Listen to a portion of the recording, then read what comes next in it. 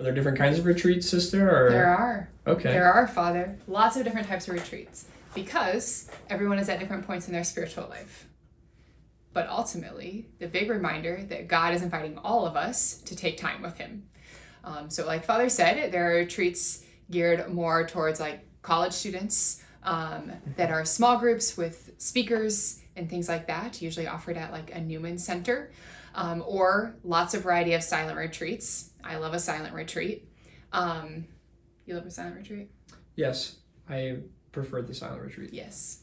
Yeah. And there are retreats that are just for men Yeah. and retreats that are just for women that focus upon certain topics.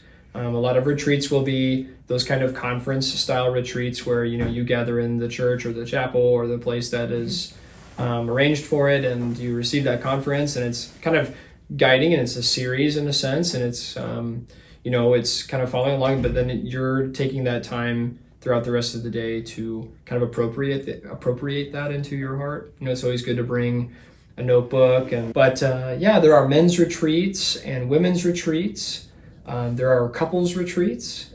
There are retreats that cover just like certain topics that might be welcome to particular sets of people within the community. And so you can really look and find ones that are tailored for you and where you find yourself. We have the retreat center here in the diocese, the Our Lady of Good Counsel Retreat Center in Waverly, next to the sisters. Yep. There's the Cloisters on the Platte, which is nearby us as well. And you could even turn your home into a place of retreat as well. There's the concept of a desert day of sorts. You could even set up in your home, even with your kids, if you're married. To have a day in your home where, let's say, you're not working that day, or like it's a Saturday or whatever a day might be, where you are very intentionally turning off the screens, turning off sort of some of the regular things that you do every day, and just focusing on prayer, finding rest that you probably need, and to focus on the Lord there, and just to kind of give him that day in the desert.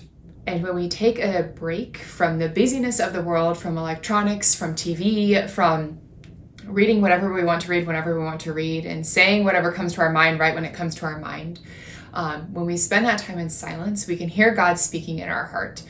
And in all ways, I can feel every month when it's like coming up to recollection, I just feel like, Jesus, I need this time with you. I need this silent time to spend with you, to just really like have that rekindle of my love for Jesus, but also just that clarity of what he's asking me to do.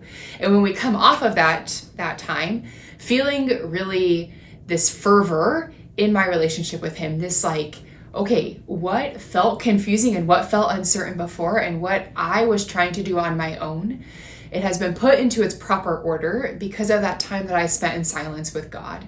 And so just like to really encourage you to spend time with God, because he loves you more than you love yourself, and he cares about you so much, and he wants to speak to you, and he's trying to speak to you, and he's inviting you to a deeper relationship.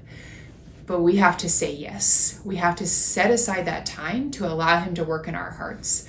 Yeah, no, it's beautiful. It just kind of brings us back to that original image of Jesus present in the mountain to go and pray with his Father. And in a sense, because we know that Jesus goes to that place, we reread about it in the scriptures. And so in our own imagination there, we're able to go and travel with Christ up into the mountain with the Father to learn the secrets that he wishes to whisper to us there. He has things that he wants to share with us. And then even further, in that experience of bringing Peter, James, and John up the mountain to reveal his glory to them is an invitation of retreat. Peter wanted to make tents, like, let's dwell here. Let's make a dwelling here. Let's spend time here. And they were there for just a short amount of time, right? So that little bit of time that we give to the Lord, he's just overly generous with, right? He's never outdone in generosity. But then after that, that high quality time with God, they go back down the mountain and they return to the life as it was, learning, right, the regular life of living as a disciple. But they are rejuvenated because they have retreated with the Lord. Mm-hmm. They have gone up to the mountain with Jesus. They've accepted his invitation to come away a while, spend time with me, right? That invitation that he makes to us. Going on retreat is a way to answer the invitation of Jesus, to come and spend time with him, to enter into conversation with Jesus, for him to remind us of who we are, to recognize how the things in our lives are gifts, and that he wishes to speak to us in silence and help us to know his voice and to follow him. Well, sister, thank you so much for sharing your musings about retreat, life. Thanks for joining for Colin Braille this time around. And we'll see you guys again soon. Yeah. Because the sisters don't do nothing. Breakfast. And I answer phone. Did I shine my shoes today? Yes, I shined my shoes today. Hot take, Iowa or Nebraska? I've never had a Red Bull before. You're gonna love it. Will it give me wings? It's mid.